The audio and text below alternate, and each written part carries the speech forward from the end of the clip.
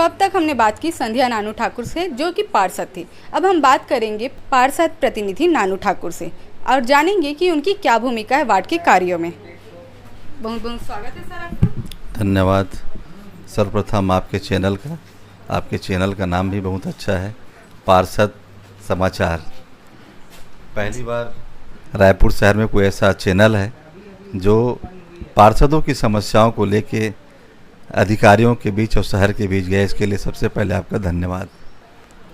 जी, आप हमें ये बताइए कि पार्षद प्रतिनिधि की क्या भूमिका है, वो वार्ड के कार्यों में किस तरह से मदद करते हैं।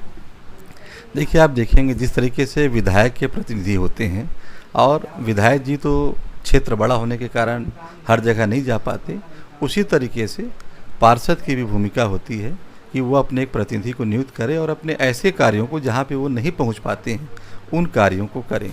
तो वार्ड 52 में मेरा सौभाग्य है कि मैं पार्षद का प्रतिनिधि हूँ, और उनके बहुत सारे ऐसे कार्य थे जो मैंने किया और मेरा सौभाग्य रहा। और विकास के कार्यों में भी मैडम का जो कार्य था, जो नहीं पहुंच पा रही थी, नहीं कर पा रही थी, उस कार्य को भी करने का मैंने प्रयास किया। इन विकास कार्यों के बारे में हमें कुछ बताइए, जो कि आपको कितनी लागत लगी और कितनी मुश्किलें आई उस विकास कार्य में। देखिए, एक निर्दलीय पार्षद के लिए, क्योंकि जब किसी भी पार्टी का आपको सपोर्ट ना मिले और आपको चुनाव लड़ना हो तो कठिन होता है। लेकिन बाद में जब कांग्रेस यहाँ पर अल्पमत में आई और निर्दलियों का समर्थन की नौबत आई, तो हम लोगों ने कांग्रेस के, चूँकि वो सत्ता के थे, और हम लोगों ने उनको समर्थन भी दिया। और चूँकि क्षेत्र का विकास हमारी प्राथमिकता रही, तो उसमें विधायक जी की, जो सत्यनारायण शर्मा जी पूर्व विधायक थे, उनकी भी काफ़ी अच्छी भूमिका रही और उन्होंने भी काफ़ी हमको सहयोग किया। क्षेत्र में आज देख सकते हैं आप, कॉलेज खुला है, 6 राशन दुकान है, आप देखेंगे अमरेली मुख्य मार्ग और देवपुरी तक का मार्ग, वीआईपी रोड का मार्ग, बहुत सारे ऐसे कार्य थे जो विगत 10 सालों में यहाँ पर नहीं हो पाए थे। आज वो कार्य 4.5 सालों में पूर्ण हुए। इसमें बहुत महत्वपूर्ण भूमिका आपके चैनलों की रही, जिन्होंने इस क्षेत्र के समस्याओं को सरकार तक पहुंचाया और बहुत उसका लाभ मिला। धन्यवाद। आने वाले दिनों में आप कौन कौन से और विकास कार्यों को लेकर कार्य करने वाले हैं। जैसे वार्ड की पार्षदा मैडम ने बताया कि यहाँ पर महिलाओं के उत्थान के लिए 2-3 सेंटर चल रहे हैं जन शिक्षण संस्थान की ओर से, जिसे सिलाई कढ़ाई है और छत्तीसगढ़ी व्यंजन जो बनाए जाते हैं उसके लिए भी समय समय पर कैंप लगाए जा रहे हैं। ऐसे बहुत सारे महिलाओं के उत्थान के लिए यहाँ पर कार्य किए जा रहे हैं।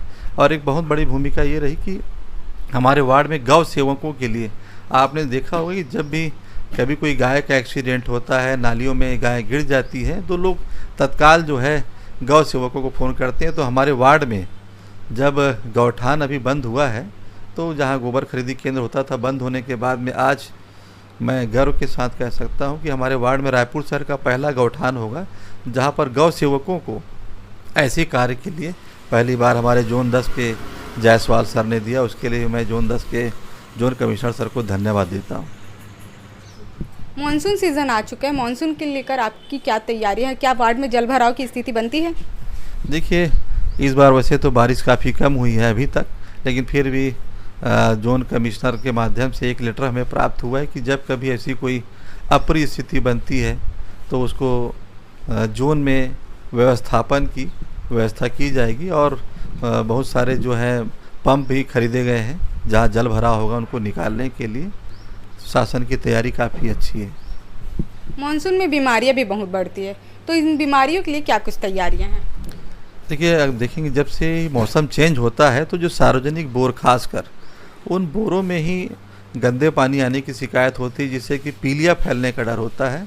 तो सार्वजनिक जो हमारे वार्ड के जितने सार्वजनिक बोर हैं, सभी में दवाई का छिड़काव किया जा रहा है। और जितनी नालियां हैं, तो उन नालियों में भी दवाई का छिड़काव किया जा रहा है, जिससे लोगों को बचाव किया जा सके। नगरीय निकाय चुनाव आने वाले हैं, इसे लेकर आपकी क्या कुछ तैयारियां हैं। देखिए, अभी तो परिसीमन का सुनने में आ रहा है कि परिसीमन होने वाला है। परिसीमन में सरकार कितने वार्डों को किस स्तर पर कौन से एरिया को काट छाँट करेगी, अभी ये तय नहीं हुआ है।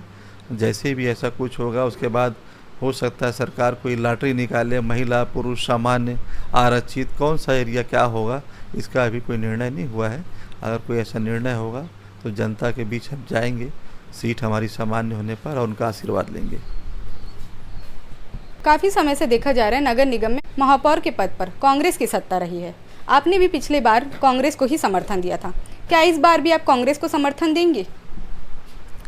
देखिए, तो स्थिति तब बनेगी जब कितने पार्षद चुनाव जीत कर आते हैं, क्या चुनाव महापौर का डायरेक्ट होगा या लोकतांत्रिक व्यवस्था से पार्षद चुनेंगे।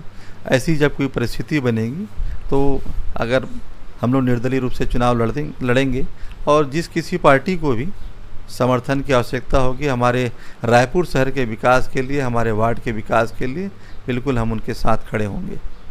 आपके क्या विचार है कि सत्ता किसको मिलनी चाहिए? देखिए, तो जनता तय करेगी सत्ता किसे मिलेगी। जो जनता के नज़र में बहुत अच्छे कार्य किए होंगे, चाहे वो किसी भी पार्टी के हों, जनता उसे चुनेगी और हम उन्हीं के साथ जाएंगे। एज अ पार्षद प्रतिनिधि आपकी क्या नज़रिया है? आपका क्या नज़रिया है कि किसने कितना कार्य किया है?